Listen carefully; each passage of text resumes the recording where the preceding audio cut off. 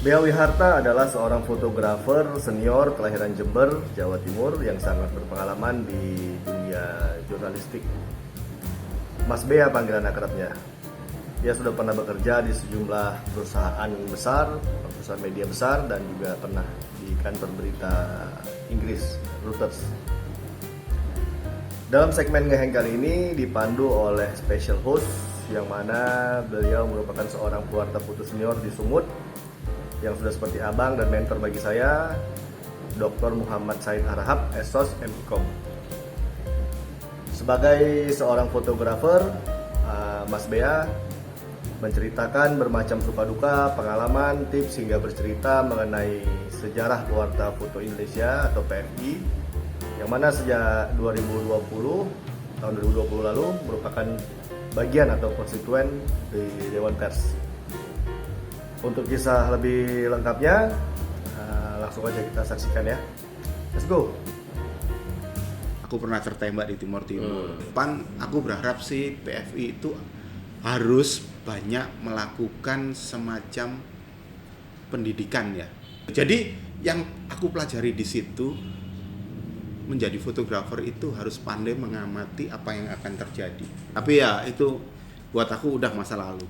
Buat aku sekarang adalah aku ingin jadi bapak yang baik buat anak-anakku di sisa. Assalamualaikum. Dalam rangka memperingati ulang tahun Pewarta Foto Indonesia PFI Medan yang ke-18, Waspada TV kedatangan tamu istimewa, fotografer legendaris ya, yang sudah tidak asing lagi. Mungkin jajarannya hampir sama dengan Bang Oscar Matullah, Bang Arbain Rambe, dan yang lainnya. Kedatangan tamu Bang Bea Wiharta, di mana PFI Medan sangat beruntung sekali mengundang Bang Bea ini sebenarnya untuk menjadi pembicara dalam acara HUT ke-18 PFI Medan. Kita langsung saja ke Bang Bea Wiharta. Bang Bea, apa kabarnya? Baik Bang Said. Alhamdulillah. Bang, cerita sedikit tentang pewarta foto Indonesia yang saat ini pewarta foto Indonesia Kota Medan sedang memperingati ulang tahun yang ke-18. Kita mau tahu juga dari Abang bagaimana tentang Iya, PFI itu cikal bakalnya seingat saya dulu itu adalah sebuah perkumpulan namanya Fokus. ya. Beberapa kali kita ketemu tahun 91, kalau nggak salah awalnya 90 atau 91 di rumah saya nyebutnya Tulang Dodi Gurning. Yang hadir di situ ada Oscar Motullah, Bang Oscar, ada Dodi, ada Mas Yudi Suryo Atmojo, kalau nggak salah ada Bang Firman Iksan, terus siapa lagi ya? Aku lupa yang lainnya, tapi ada sekitar 8 atau 9 orang. Nah, kemudian beberapa kali ketemu, kita menyatakan diri bahwa Fokus dimulai, tapi kemudian kegiatannya hanya ada 1 atau 2 kali. Nah, kita semua ketemu pada saat itu tuh dari lintas genre fotografi. Ada yang jurnalistik, ada yang bekerja di majalah fashion. Bang Firman Iksan itu kalau nggak salah ya komersial. Nah, kemudian vakum, cuman kemudian teman-teman bergerak lagi ketika menjelang masa reformasi tahun 96 atau 97, aku lupa. Itu teman-teman berkumpul lagi karena banyak sekali fotografer teman kita yang ketika meliput ditangkap terus dipukuli. Beberapa teman masuk rumah sakit, karena dipukuli sama tentara. Jadi pada saat itu yang memegang kekuasaan di jalan bukan polisi tapi tentara. Lalu kita membuat PFI dengan tujuan agar teman-teman itu punya perlindungan hukum. Kita bisa lapor kenapa teman kita dipukuli, ya seperti itulah. Dan kemudian berdiri dan ya udah berlanjut sampai sekarang. Dan, terus berdiri berdiri di beberapa kota termasuk di Medan gitu kira-kira. Oke, Bang Bea, bagaimana pandangan dan pendapat Bang Bea tentang pewarta foto Indonesia Kota Medan hari ini dan kedepannya? Iya, jadi hadirnya PFI itu sebetulnya adalah sebuah kesatuan yang harus dipelihara, karena dengan bersatu kita punya banyak kekuatan. Karena satu orang dan lainnya itu bisa saling tukar pikiran dalam apa yang akan kita kerjakan ke depan, dan di belakang dengan bersatu kita punya semacam kekuatan yang kalau misalnya ada teman kita ditangkap karena meliput, kita bisa membela dia gitu. Nah, dengan adanya PFI ke depan, aku berharap sih PFI itu harus banyak melakukan semacam pendidikan ya buat anggotanya, karena dunia fotografi sekarang berkembang pesat, semua orang memotret. Yang harus mereka ketahui adalah bagaimana caranya mereka bisa tetap survive dan membuat berita foto yang baik dan bersaing dengan banyak sekali orang yang memotret. Sebetulnya yang kita punya itu sebagai wartawan adalah kemampuan bercerita. Kalau fotografer dia cuma bisa memotret bagus atau memotret indah, ya udah. Tapi pesan yang mau disampaikan. Nah, yang harus digali adalah bagaimana kita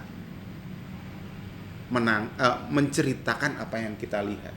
Dan itu bisa dihasilkan dari pendidikan. Ya. Terus, dan aku rasa tugasnya Bang Said itu untuk membuat semacam workshop.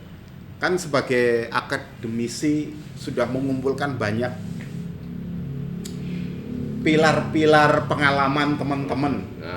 Itu bisa dijadikan satu, dan untuk ke depan aku rasa itu menjadi sebuah sangu untuk menciptakan wartawan foto yang tangguh, yang bisa tetap bercerita di zaman digital yang di mana fotografi menjadi demikian luas dipakai. Jadi harus bisa bertransformasi. Betul. Dalam kondisi walaupun disrupsi goncangan yang luar biasa ditambah pandemi. Terus testimoni dengan ulang tahun PFI Medan yang ke-18. Testimoni lah sedikit. Apa testimoninya? Apa yang harus Bang Bea sampaikan? Adik-adikku PFI Medan seperti itu. Adik-adikku. Gini. Dengan di usia 18 tahun ini PFI Medan. Usia 18 tahun itu menunjukkan seseorang sudah beranjak dewasa. Ya. Jadi yang harus kita pikir atau yang harus kalian pikir adalah 10 tahun ke depan kalian mau ada di mana. Gitu. Jadi ketika setiap hari kalian jalan, kalian punya tujuan. Apa yang akan kalian kejar 10 tahun ke depan, bukan besok gitu. Nah, untuk mencapai 10 tahun ke depan itu yang harus kalian cari jalannya. Gitu. Jadi istilahnya ada tujuan yang akan dicapai, bukan sekedar motret. Aku rasa gitu. Itu testimoni ya? Iya. pesan yang sangat khusus dulu sama pewarta foto. Ini kan adik-adik ini perlu juga wejangan dari seorang senior ya kan. Apalagi yang baru-baru direkrut ini ada anggota-anggota baru direkrut. Jadi mereka itu tetap menjaga soliditas tadi ya gitu. Oke. Nah, Jadi gini, sebuah organisasi itu dibentuk untuk wadah kebersamaan gitu ya. iya, untuk saling support satu sama lain. Sering-seringlah berkumpul untuk saling menguji ide masing-masing. Ya. Jadi kalau kalian berkumpul dalam sebuah wadah, punya keinginan yang sama untuk memotret, kalian harus menguji ide kalian kepada teman kalian. Ya. Teman kalian harus menguji ide kepada kalian.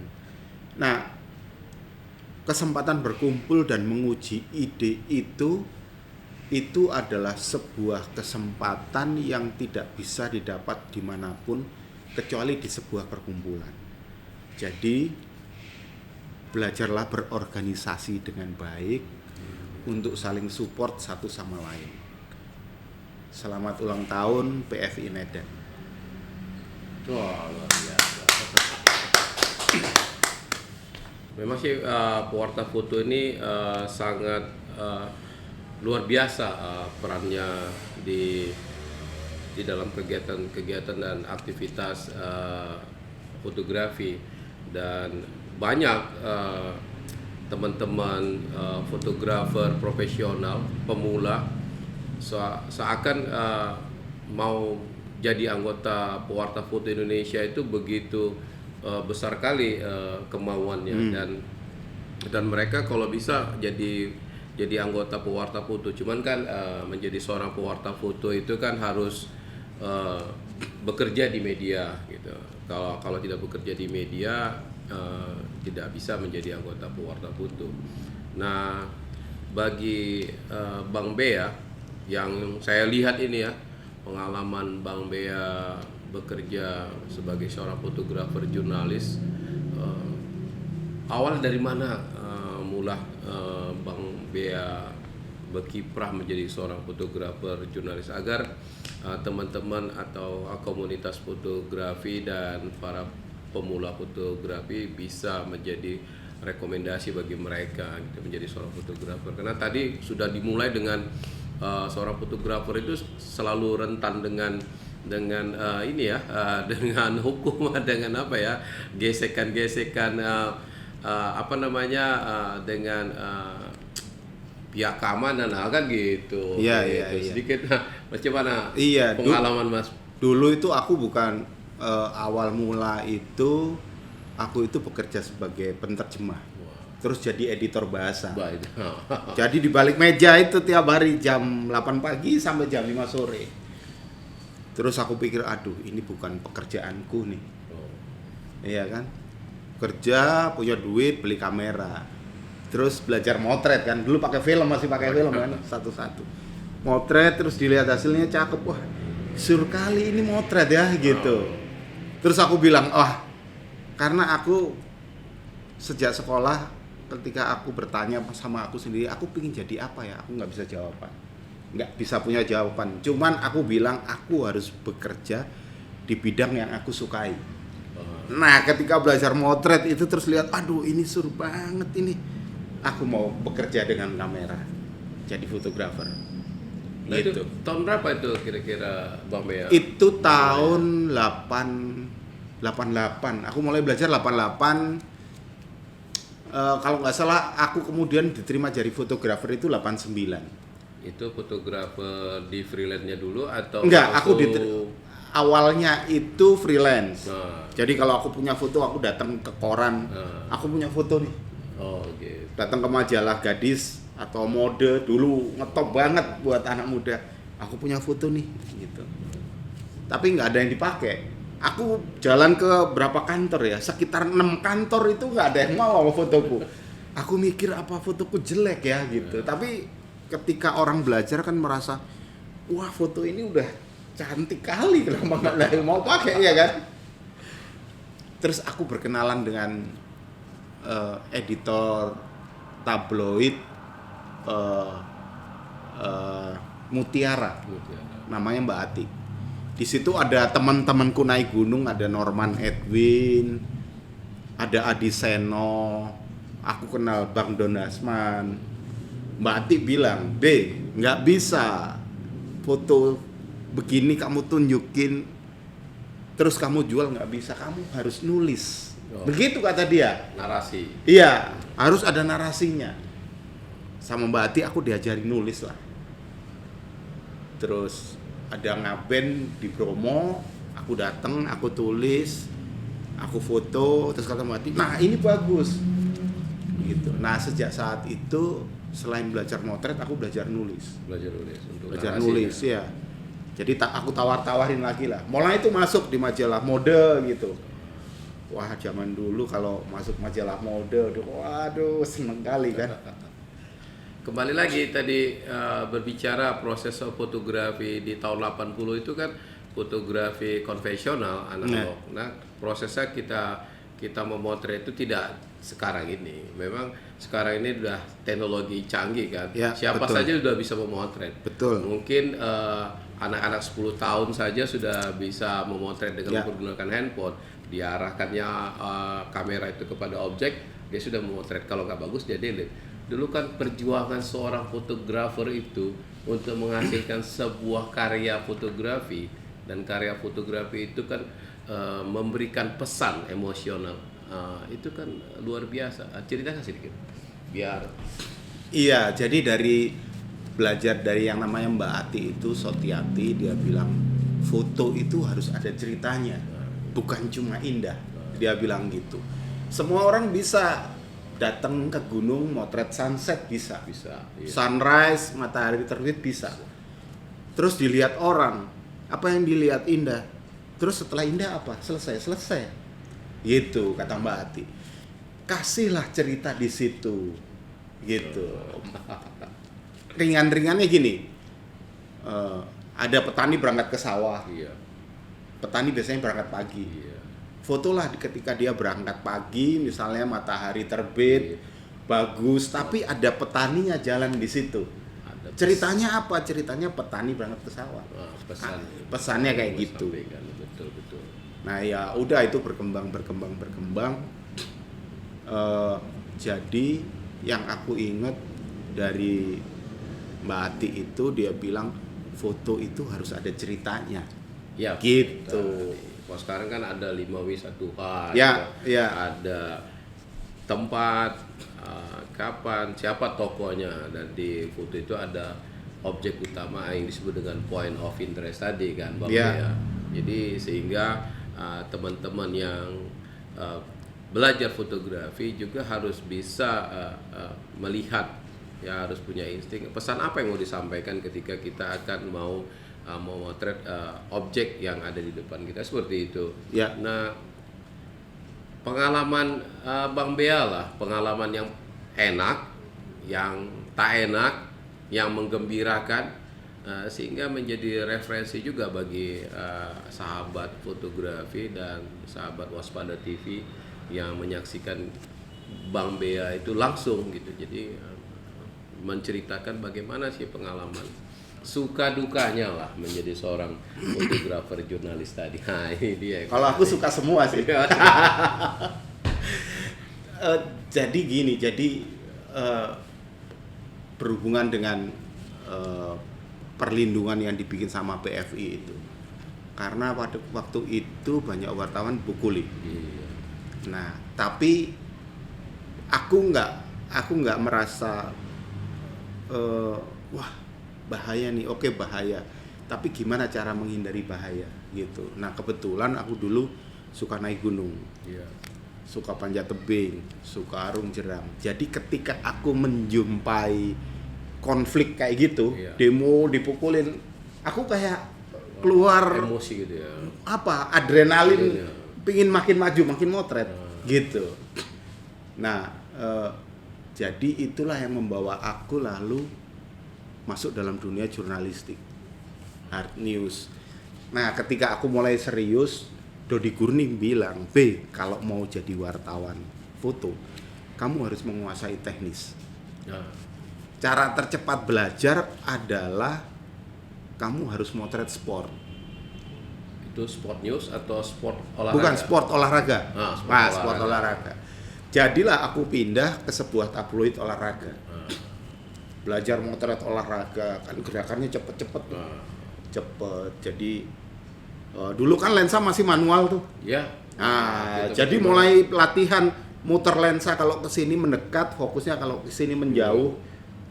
Kita hanya mencari fokus dulu gitu. Iya, cari fokus itu setengah mati latihan. Apalagi tuh masih pakai mediumnya film ya kan? Iya, pakai film. Lebih hati-hati, lebih akurat. Benar. Metering harus ini ya kan, Ya. head meter harus betul-betul maksimal Ya. agar tidak terjadi under atau over exposure kan gitu. Betul. Nah, ketika teknis udah terkuasai, Iya. lalu aku ingat saat itu Pak Harto kepilih pemilu jadi presiden. Itu tahun berapa? Tahun 93 atau 94 aku lupa ya. 93. Ya, masih dia. Nah, 93 atau 94. Ya. Terus dia mengangkat anaknya, Mbak Tutut, jadi menteri. Oh iya. Ya, Siti Hardianti Rukmana menjadi menteri sosial. Oh, iya. Nah, terus aku pulang kampung lah. Pulang kampung, ketemu nenekku. Ini nggak sengaja. Ya, aku pulang kampung terus ketemu nenekku, nggak sengaja. Nenekku itu udah buta. Gitu. Terus ya, wah kamu sekarang sudah jadi fotografer ya, seneng ya, iya. Terus aku bilang, Nek, ini Pak Harto ini kepilih lagi jadi presiden. Loh ya, tapi ini bahasa Jawa. Aku bahasa ini. Dia bilang, loh kan bagus. Gitu kan. Pak Harto kan bagus. Iya, tapi ini dia ngangkat anaknya jadi menteri. Terus nenekku diam. Oh, bener itu. Bener, aku bilang gitu. Oh, ya berarti sebentar lagi Pak Harto turun. Oh, Nenekku gitu. bilang gitu. Nah. Terus aku bilang, kok bisa? Iya, jadi dalam sejarah orang Jawa, Nah, menarik ini. setiap raja Heeh. yang mengangkat anaknya jadi hulu balang, dia akan tumbang. Mangkat dia itu gitu. Iya, akan jatuh. Oh. Gitu. Pulang ke Jakarta itu aku pikir, terus aku mikir berarti pemilu lagi Pak Harto ini tumbang nih. Oh, sampai ke sana feelingnya. Karena nenekku bilang, Oh. nenekku kan bilang, seorang raja yang mengangkat anaknya jadi hulu balang, dia akan jatuh. Oh.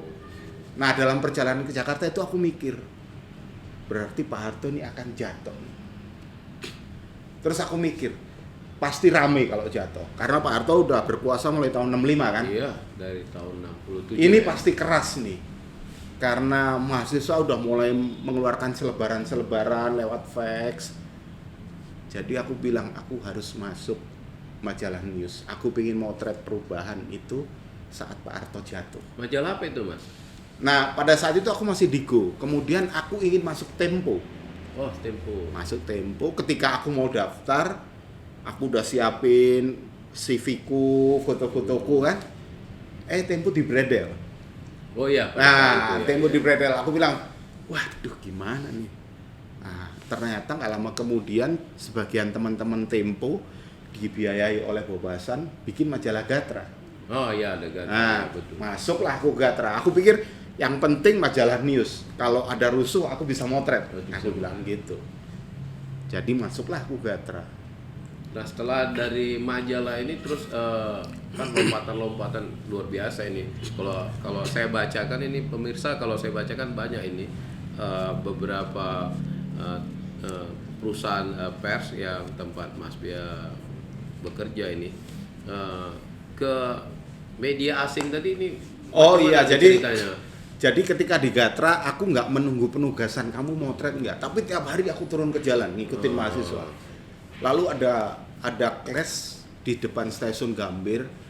Kebetulan dari banyak orang itu ada 2 orang, salah satunya aku yang dapat fotonya. Ada demonstran itu dipukulin sama polisi.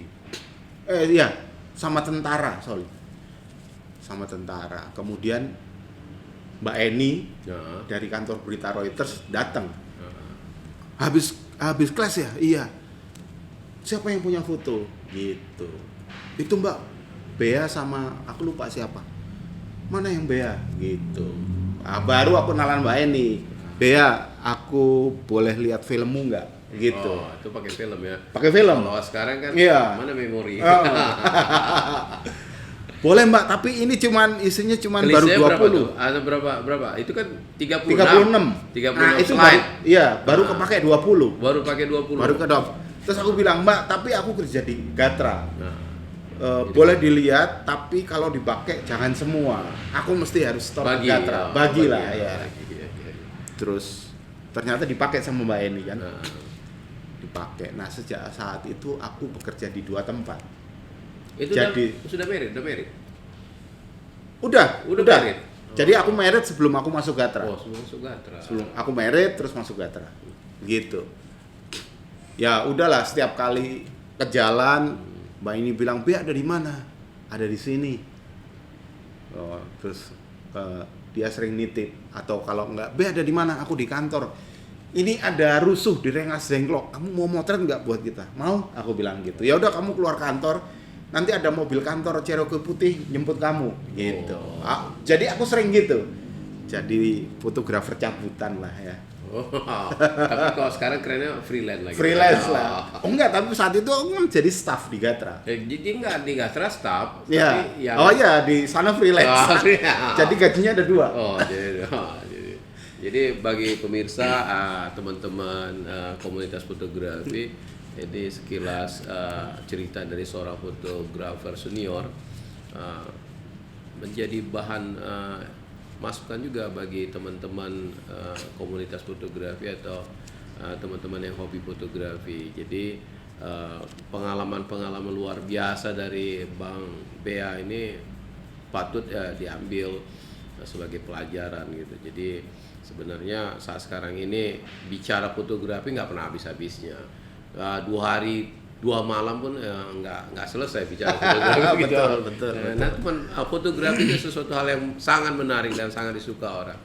Nah, kalau mau motret tokoh-tokoh besar yang ada di Indonesia, pengalaman Bang Bea itu bagaimana? Adalah cerita tersendiri. Nggak ada. Wah, iya. Maksudnya gini, iya, aku memotret tokoh-tokoh besar Indonesia, Tadi presiden, Presiden Soeharto tadi atau kan. ya Presiden Soeharto keluar dari rumahnya, keluar dari istana.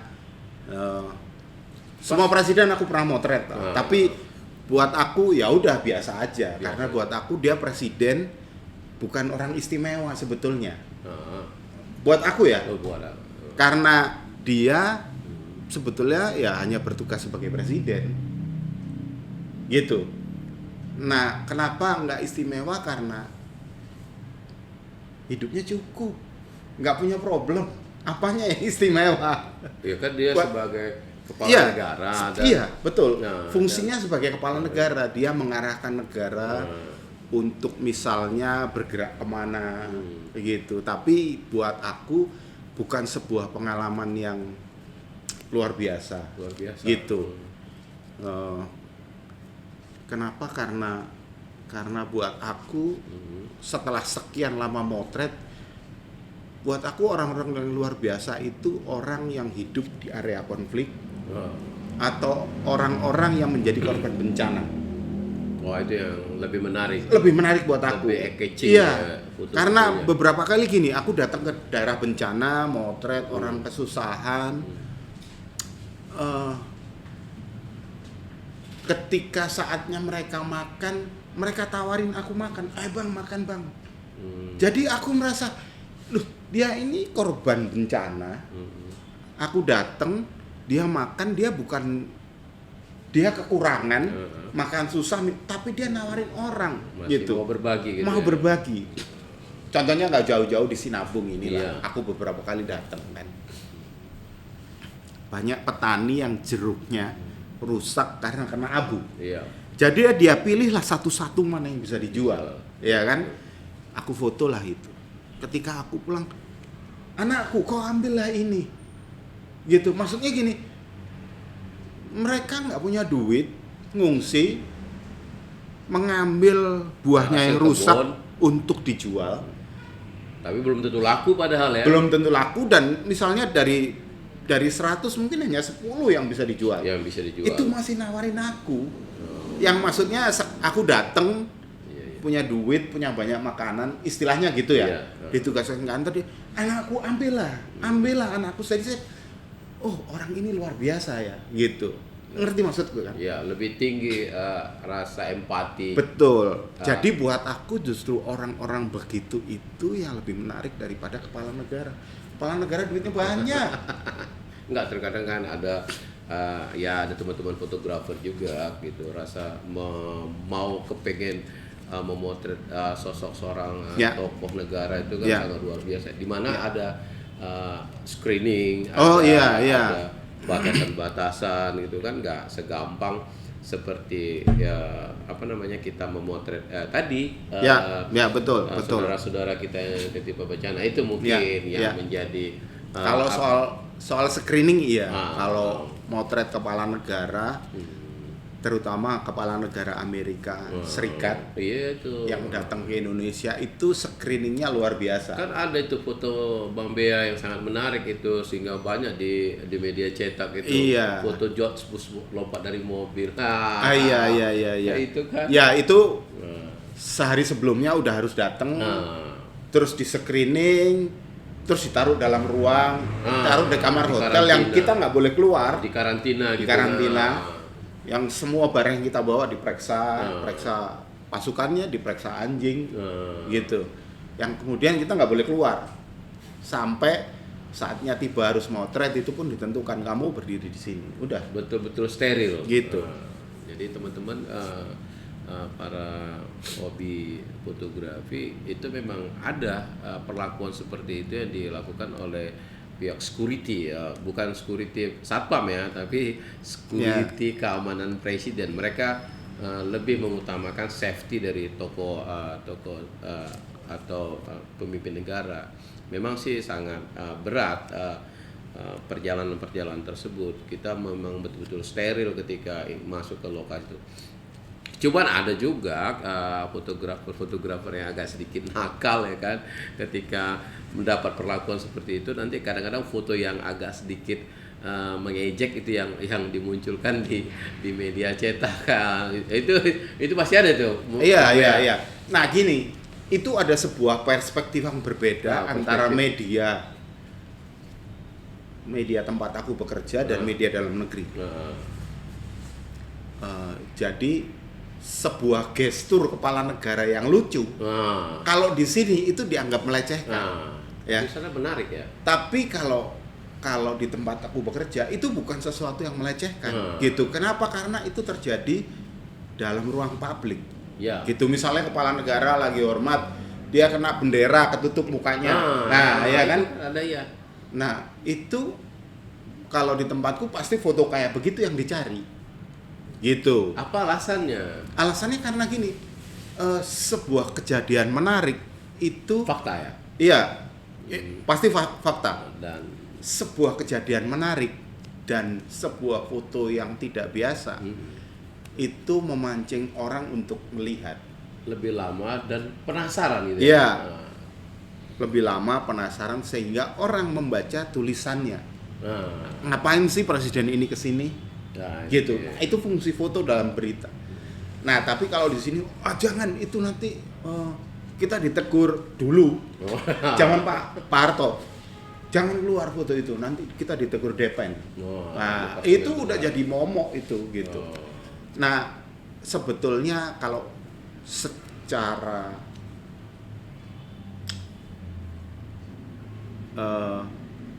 keilmuan fotografi, secara culture, budaya, kita itu terlalu banyak apa istilahnya, orang Jawa itu ewoh pek kebuh. Apa istilahnya ya? Artinya apa? Kita melihat hierarki orang itu terlalu tinggi, terlalu tinggi ya, derajat. Derajat presiden itu tinggi, gitu. Padahal enggak juga. Maksudnya presiden sama kayak kita, manusia biasa. Cuman jabatannya jadi presiden. Contohnya nih, banyak sekali fotografer kalau ada sebuah acara yang misalnya ada petingginya, gubernur atau presiden, dia untuk maju motret itu segen. Nah itu dia. Nah itu yang nggak boleh. Yang harus kita perhatikan cuman bagaimana acaranya dan bagaimana aturannya. Sepanjang kita nggak melanggar aturan itu, Enggak, saja motret. kayak Sah-sah gitu. aja motret. Tapi teman kita enggak, banyak yang enggak segen gitu. Itu banyak banget. Pernah nggak waktu pengalaman seperti kunjungan Presiden Amerika atau Perdana Menteri Inggris atau Raja Inggris datang ke Indonesia, itu kan betul-betul script. Dan pernah nggak security juga tampilkan dulu foto-fotonya yang akan mau publish besok atau yang mau, itu pernah nggak pengalaman seperti itu, Bang Bea? Enggak, ya sebetulnya gini, sepanjang kita tidak melanggar aturan misalnya fotografer hanya boleh di garis sini, ya kan? Ya. Ya udah kita di situ. Sepanjang kita mengikuti aturan itu nggak jadi masalah. Nggak jadi Tapi masalah. kadang-kadang kan ada nakalnya ya. Nah itu tadi Iya. kan ada fotografer yang Iya. ada Nakalnya itu nggak jelek, bagusnya dari sana. Nah tapi itu nggak boleh. Nah, itu nggak Yang boleh. harus dipikir adalah bagaimana ke sana bisa motret dan keluar lagi dengan selamat. dengan Nah selamat. iya, Oh, itu dia. itu bisa dilakukan kalau kita punya passion tinggi dalam fotografi untuk mendapatkan angle yang Sebuah angle angle dan momen yang kita pikir wah ini pasti nggak ada yang punya nih, Nggak ada yang atau punya. di sini tempat yang bagus gitu. Nah. Karena itu dipikir ketika dia nanti acaranya begini tempat kita cuma di sini, wah nggak jelek nih, yang bagus kayaknya dari sana. Nah itu bicara setting ya. Tapi itu perencanaan ya, bukan setting ya. Iya Nah, perencanaan. Berarti kan semua fotografer itu kan tujuannya sama untuk memotret tokoh atau presiden, tapi dia punya sudut pandang masing-masing. Iya. Dan dia Iya. punya perencanaan ataupun Iya. pemilihan momen yang tepat dari mana. Iya, Gitu. iya. Ada yang dari kanan, ada yang dari Iya. kiri. Nah Sehingga- itu banyak saya pelajari dari Nah, almarhum Julian Sihombing. Jadi beberapa kali ngikuti Julian Sihombing, dia itu selalu bilang begini, ini kita semua ini bekerja di media semua. iya. Nah itu dia. Dan aturannya kita harus berdiri di sini. Iya. Masa ada 10 koran fotonya sama? Nah itu dia. Jadi kamu pikir gimana cara mendapatkan foto yang beda sama temen kamu? Frame-nya tadi beda. Iya. Nah, tadi ada sudut pandang tadi. Ya, nah itu yang selalu dipikir oleh Julian. Gitu. Yang aku ingat ketika PON, aku lupa PON berapa ya, di Jakarta, yang menguasai dunia berenang saat itu keluarga Nasution, Elvira Rosa Nasution, kakak beradik tuh kan. Kevin Rose, ya itu ada 4 orang kan. Nah, dari Sumatera Utara dia. Ya. Tapi kan pindah ke mana? DKI atau Jambi, Oh, Jambi. pindah ke Jambi. Nah, itu masing-masing orang itu kalau nggak salah menyabet 4 emas. Ya, betul. Lalu semua udah sibuk motret, mereka lagi berenang. Bang Julian nggak, cuman diem aja. Gitu, dia cuma nyatet, oh Elvira dapat ini, si Rosa dapat ini, si Kevin dapat ini. Oke. Udah selesai. Pertandingan selesai. Terus dia panggil satu-satu keempat-empatnya itu. Dia bilang, aku mau foto kalian bersama. Gitu. Pegang medalinya masing-masing. Nah, semua kalungan medalinya itu Nah, mereka berempat terus dijajar di kolam, terus dia foto. Padahal sepanjang pertandingan semua orang kan motret, dia lagi berenang, lagi dapat medali. Iya, action. Bang Julian nggak motret, cuman terakhir dia kumpulkan semua suruh pakai medali, difoto, terus dia bilang, ayo kok berangkulan. Nah, jadi keempat orang itu berangkulan pakai medali, dia foto. selebrasi lah dia. Iya, difoto Suruh. dari bawah. Dan semua orang nggak ada yang melakukan, cuman Bang Julian. Gitu. Jadi yang aku pelajari di situ, menjadi fotografer itu harus pandai mengamati apa yang akan terjadi. Rencana. Terus merancang frame. Ya, perencanaan Gitu. tadi. Jadi kan di dalam sebuah frame itu kan ada sejumlah objek, dan objek tersebut kan ada pembanding dan ada pendamping, Ya. sehingga pesan tersampaikanlah kepada publik yang melihat foto tersebut. Betul. Berarti kita agak sedikit sama lah ininya, pesan yang mau disampaikan dalam fotografi tersebut gitu. Nah, cerita punya cerita. Tadi banyak berbicara foto spot dan pengalaman memotret tokoh-tokoh besar. Nah, di saat sekarang ini yang sudah sangat luar biasa perkembangan fotografi, Mas Bea kenapa lebih condong memotret ke flora dan fauna gitu? Oh, iya, jadi aku ini dulu seorang pendaki gunung. Nah, Banyak pergi ke gunung, aku suka banyak kegiatan outdoor activity. Jadi aku orangnya sangat memperhatikan lingkungan. Banyak usulanku di kantor yang aku akan membuat cerita tentang lingkungan. Ketika aku akan bikin rumah pun aku memperhatikan lingkungan. Jadi sebelum aku bikin rumah, aku sudah tanam pohon dulu. oh, Di rumahku itu ada 8 pohon. Yang 3 di dalam rumah, yang 5 di pinggir jalan. Terus aku membuat resapan air hujan. Itu tahun 2006 lah. Aku bikin 3 buah resapan air hujan di rumahku. Untuk air kotor sama untuk air hujan yang dari atap. aha, Nah, kenapa?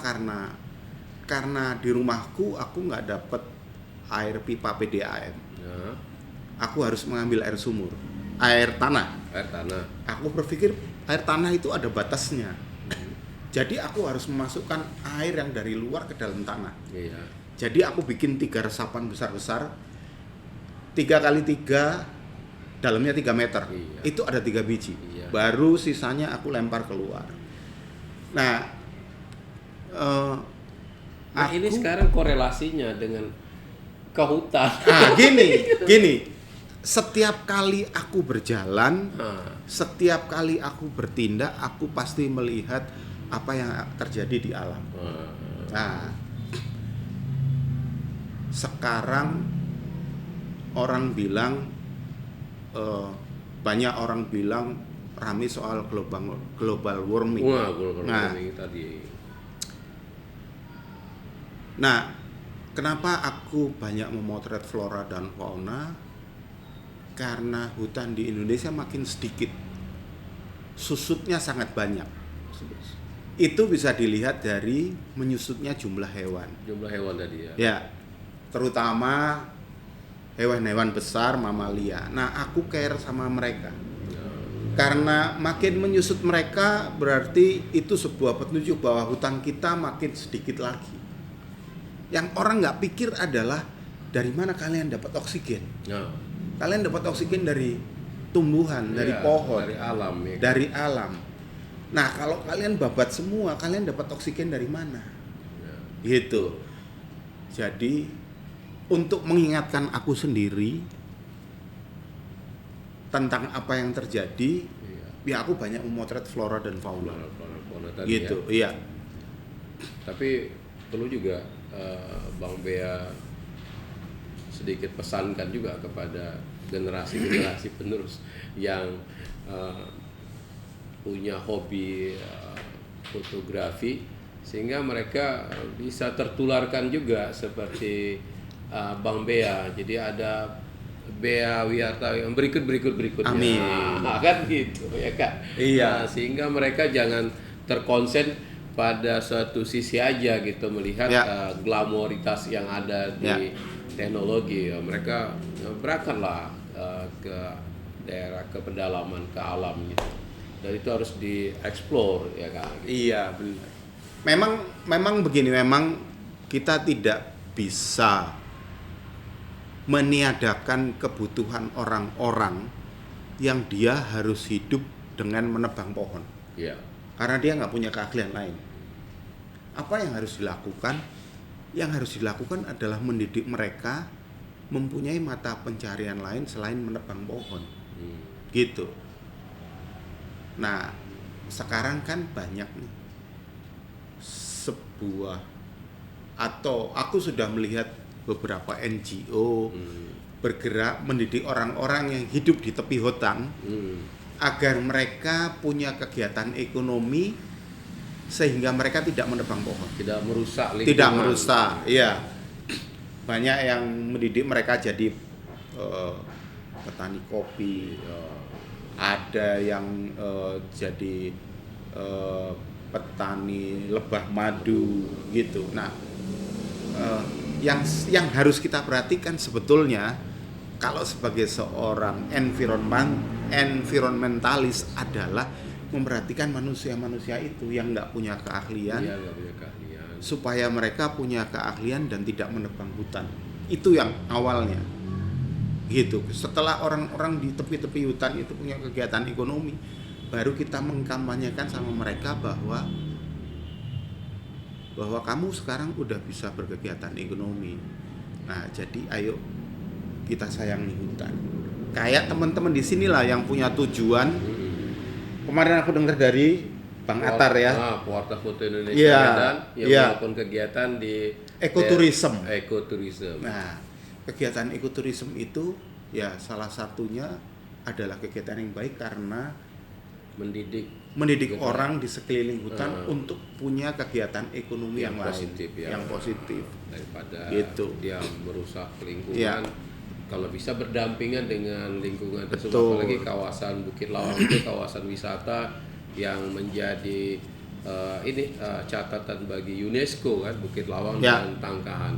Itu harus dipelihara. Memang sih pada saat sekarang ini Bukit Lawang itu sangat terpuruk lah dari sejak banjir bandang tahun 2003 sehingga ditambah, Bukit Lawang ya?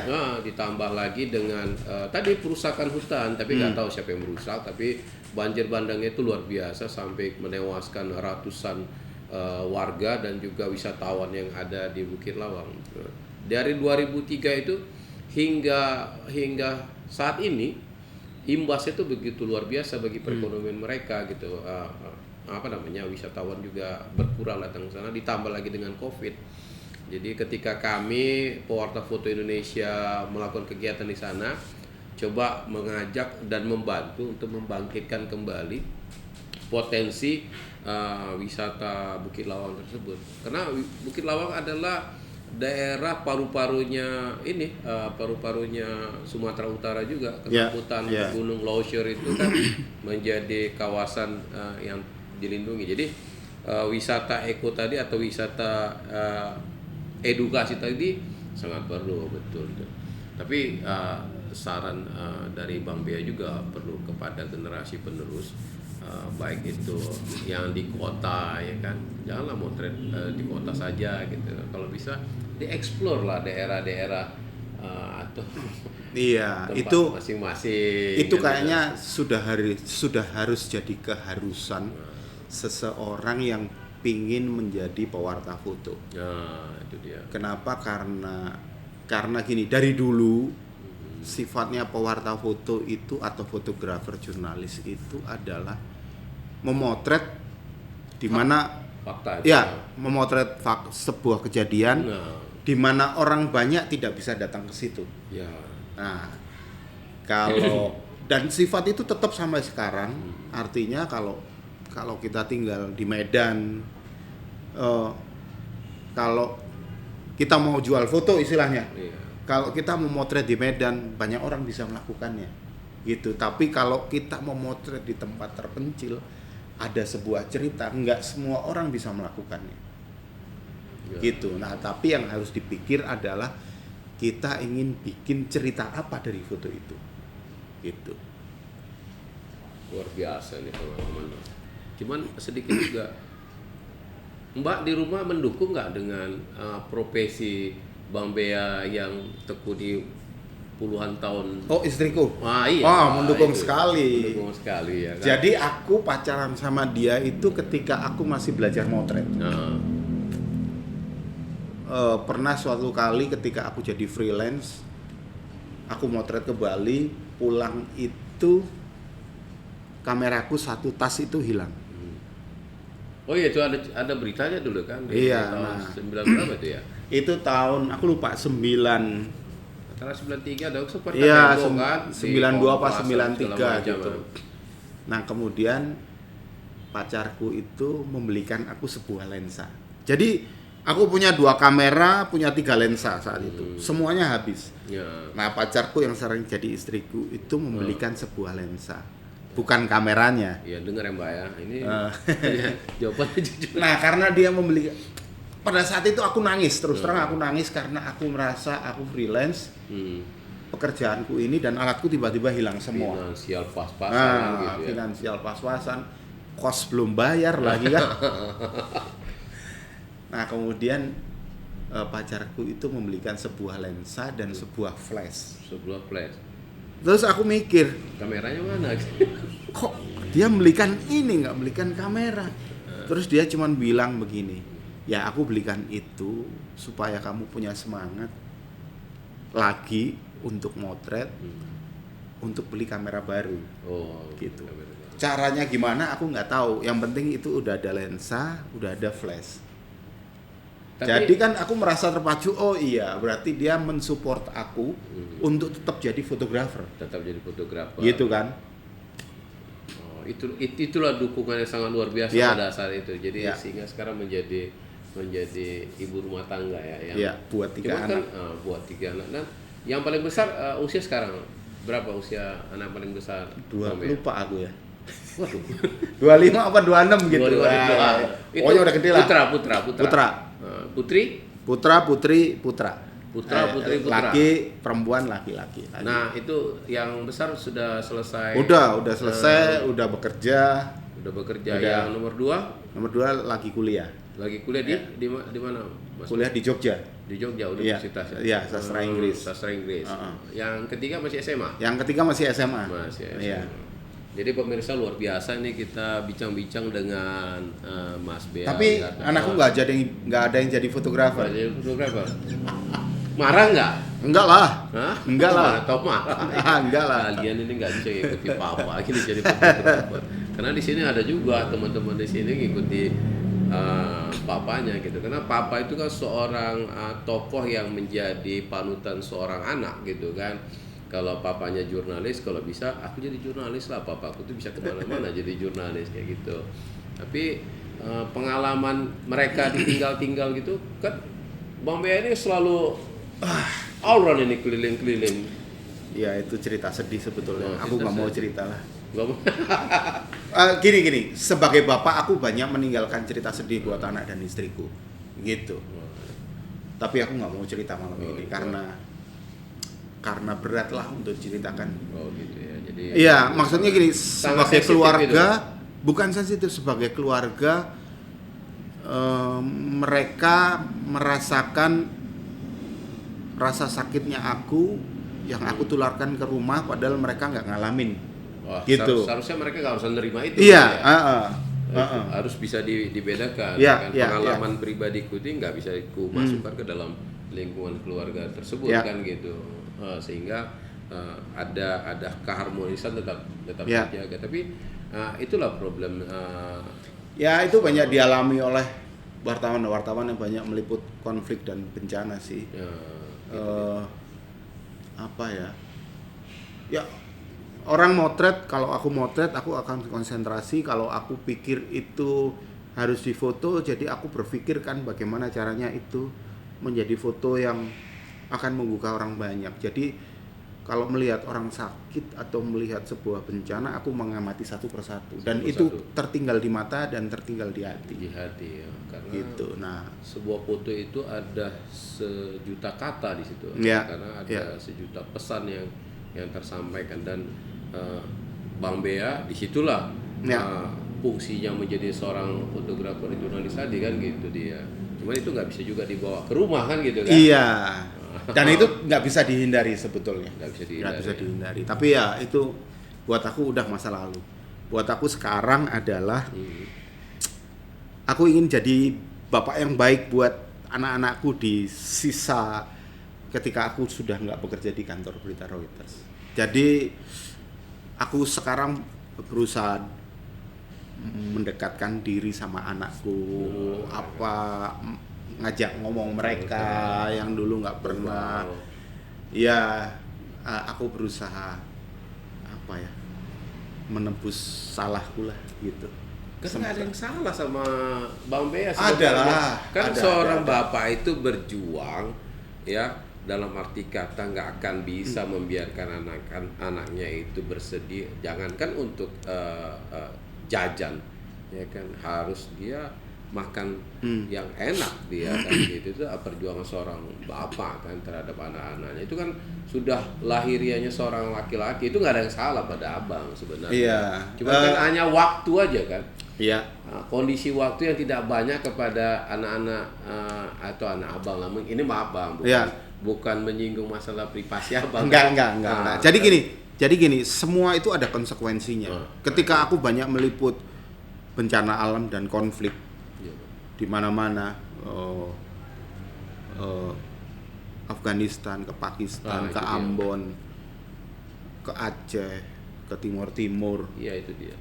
Aku pernah tertembak di Timur Timur. Hmm. Nah, itu aura pahit itu aku bawa ke rumah. Karena aku menderita apa yang disebut PSTD. PSTD apa itu bang? PTSD, post trauma stress disorder. Oke. Jadi stres ketika meliput di daerah konflik itu aku bawa ke rumah. Di rumah itu aku nggak bisa memperlakukan mereka bahwa ini rumah yang baik-baik aja, tapi aku berpikir bahwa ini adalah rumah yang nggak baik karena bukan nggak baik, pikiranku yang ada di sana aku bawa ke sini. Belum tentu safety di rumah kita meskipun kita udah di luar daerah konflik tersebut ya. Jadi ada dua perspektif. Gimana jelasnya? Oh. Jadi ada dua perspektif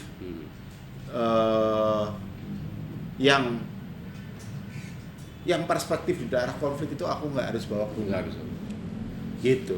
Seharusnya tidak, tapi nggak bisa. Jadi, ya, ya. itu ada di Karena alam terekam bawah jadi sadar. terbawa Ya. ya. Oke pemirsa, luar biasa ini bincang-bincang kita malam ini dengan tokoh fotografi, fotografer senior Bang Bea Wiyarta, di mana pengalaman-pengalaman tersebut sebenarnya kalau dilanjut nggak habis-habis ya bicara tentang fotografi, tapi untuk malam ini kita tuntaskan atau kita tuntaskan pembicaraan atau bincang-bincang fotografi. Selamat malam, assalamualaikum warahmatullahi wabarakatuh. Terima kasih Bang Bea Wiyarta. Sama-sama Bang Kait. Selamat malam.